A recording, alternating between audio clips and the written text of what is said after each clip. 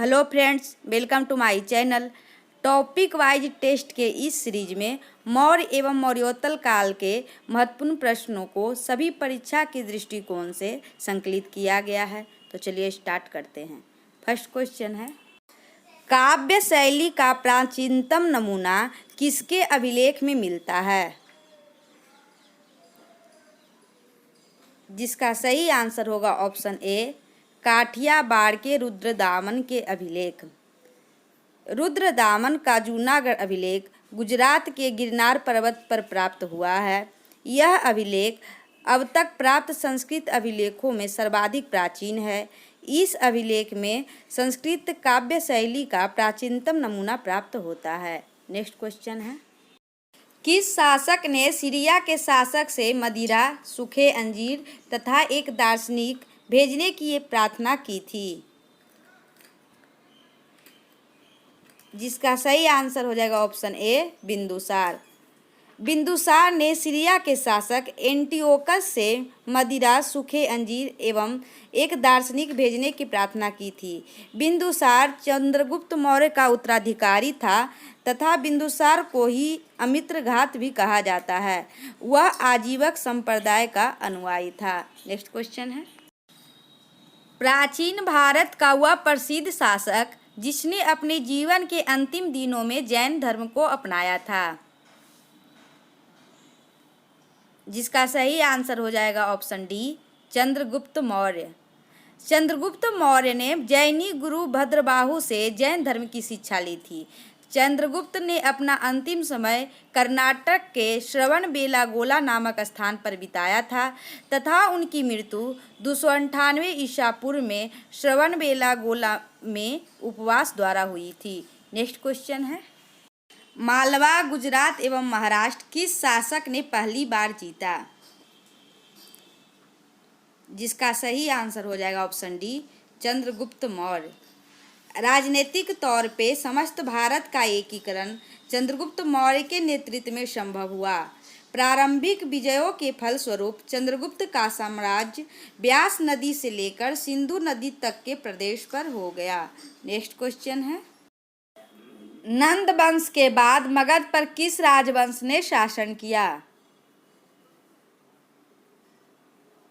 जिसका सही आंसर हो जाएगा ऑप्शन ए, मौर्य वंश। नंद वंश के अंतिम शासक घनानंद को हराने में चाणक्य ने चंद्रगुप्त मौर्य की मदद की थी, जो बाद में चंद्रगुप्त का प्रधानमंत्री बना। नेक्स्ट क्वेश्चन है, अशोक ने श्रीलंका में बौद्ध धर्म के प्रचार के लिए किसे भेजा? जिसका सही आंसर हो जाएगा ऑप्शन सी, दोनों को। महेंद्र और संघमित्रा दोनों को भेजा था। अशोक ने उपगुप्त नामक बौद्ध भिक्षु से बौद्ध धर्म की शिक्षा ली तथा अशोक ने बौद्ध धर्म के प्रचार करने के लिए अपने पुत्र महेंद्र एवं पुत्री संघमित्रा को भी श्रीलंका भेजा। नेक्स्ट क्वेश्चन है, प्राचीन भारत के किस ग्रंथ में पति द्वारा छोड़ी गई पत्नी के लिए विवाह विच्छेद की अनुमति दी गई है? जिसका सही आंसर हो जाएगा ऑप्शन ए, अर्थशास्त्र। अर्थशास्त्र में इसका स्पष्ट वर्णन है कि मौर्यकालिक साम्राज्य में तलाक की प्रथा थी। पति के बहुत समय तक विदेश में रहने या उसके शरीर में दोष होने पर पत्नी उसका त्याग कर सकती थी। उसी प्रकार पत्नी के व्यभिचारिणी होने या बंध्या होने जैसी स्थिति में पति उसका त्याग कर सकता था। नेक्स्ट क्वेश्चन है, अशोक का रुमनदेही स्तंभ संबंधित है? जिसका सही आंसर हो जाएगा ऑप्शन ए, बुध के जन्म से। अशोक एक उपासक के रूप में अपने राज्याभिषेक के 10वें वर्ष बोधगया, 12वें वर्ष निगाली सागर एवं 20वें वर्ष लुम्बिनी की यात्रा की। बुध की जन्मभूमि होने के कारण लुम्बिनी ग्राम का धार्मिक कर माफ कर दिया तथा भू राजस्व 1/6 से घटाकर 1/8 कर दिया। यह स्तंभलेख अशोक का सबसे छोटा स्तंभलेख है। नेक्स्ट क्वेश्चन है, बुध का किसके सिक्के पर अंकन है?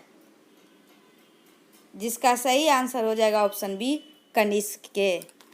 कनिष्क बौद्ध धर्म के महायान संप्रदाय का अनुयायी था। कनिष्क के शासनकाल में ही चौथी बौद्ध संगति वसुमित्र की अध्यक्षता में हुई थी। कुषाण वंश का संस्थापक कुजुल कड़फिसेस था, लेकिन इसकी राजधानी पुरुषपुर या पेशावर थी। कनिष्क के बारे में यह तथ्य काफ़ी महत्वपूर्ण है कि उसने 78 ईस्वी में एक संवत चलाया जो शक संवत कहलाता है, जिसे भारत सरकार द्वारा प्रयोग में लाया जाता है। नेक्स्ट क्वेश्चन है, किसने भारत में स्वर्ण सिक्कों का प्रचलन नियमित उपयोग में किया था? जिसका सही आंसर हो जाएगा ऑप्शन डी, भीम कैडफिसेज। कुषाण वंशीय भीम कैडफिसेज, जो कि कनिष्क प्रथम का पिता भी था, उसने भारत में स्वर्ण सिक्कों का प्रचलन नियमित उपयोग के लिए किया था, जबकि कुजुल कैडफिसेज ने तांबे के सिक्के प्रचलित करवाए थे। नेक्स्ट क्वेश्चन है, विक्रम तथा शक संवतों में कितना वर्ष का अंतर है? जिसका सही आंसर हो जाएगा ऑप्शन सी, 135 वर्ष का। वर्तमान कैलेंडर से 57 जोड़ देने पर विक्रम संवत तथा 78 घटा देने पर शक संवत प्राप्त होता है। अर्थात यदि 2020 के वर्ष को उदाहरण स्वरूप ले तो विक्रम संवत 2020 प्लस 57 यानी 2077 तथा शक संवत 2020 माइनस 78 यानी 1942 होगा। नेक्स्ट क्वेश्चन है, किस आयुर्वेदाचार्य ने तक्षशिला विश्वविद्यालय में शिक्षा प्राप्त की थी? जिसका सही आंसर हो जाएगा ऑप्शन सी, दोनों, चरक और जीवक दोनों। वर्तमान पाकिस्तान के रावलपिंडी जिले में स्थित तक्षशिला प्राचीन समय में गांधार राज्य की राजधानी थी। तक्षशिला के इतिहास में प्रसिद्धि का कारण उसका ख्याति प्राप्त शिक्षा केंद्र होना था। कोसल के राजा प्रसेनजित, बिंबिसार का राजवैद्य जीवक, कनिष्क का राजवैद्य चरक, चाणक्य आदि ने यही शिक्षा प्राप्त की थी। नेक्स्ट क्वेश्चन है, कौन एक कनिष्क के दरबार से संबंधित नहीं था?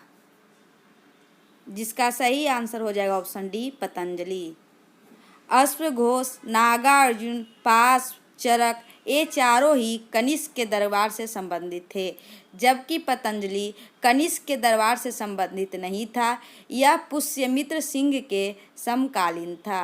नेक्स्ट क्वेश्चन है, अशोक के शिलालेख को किसने पढ़ा था? जिसका सही आंसर हो जाएगा ऑप्शन बी, जेम्स प्रिंसेप। ब्राह्मणी लिपि को सर्वप्रथम पत्थर की शिलालेखों पर उत्कीर्ण अक्षरों से किया गया था। इस कार्य को संपादित करने के लिए प्रसिद्ध विद्वान सर जेम्स प्रिंसेप थे, जिन्होंने अशोक के अभिलेखों को पढ़ने का श्रेय हासिल किया। इस प्रकार आज का मौर्य एवं मौर्योत्तर काल से जुड़े प्रश्नों को तथ्यों सहित व्याख्या की गई। अगले वीडियो में गुप्त काल के प्रश्नों को श्रेणीबद्ध किया जाएगा। अगर वीडियो अच्छी लगी हो तो लाइक करें। Thank you for watching.